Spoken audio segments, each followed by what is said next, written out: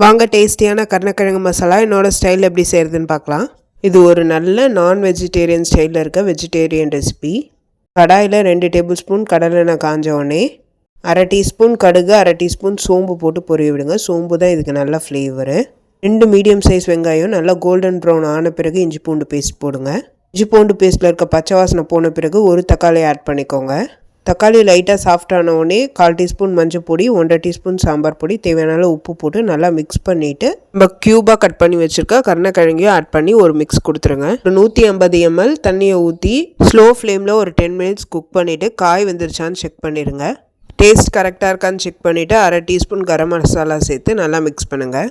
ஒரு கையளவு கருவேப்பிலை போட்டு மிக்ஸ் பண்ணி இறக்குனிங்கன்னா டேஸ்டியான கருணக்கிழங்கு மசாலா ரெடி. செஞ்சு பார்த்து எப்படி இருக்குன்னு சொல்லுங்கள். Happy cooking, healthy living. இந்த மசாலா எல்லா டைப்பான மைல்டான குழம்பு கூடயும் ரொம்ப சூப்பராக போகும்.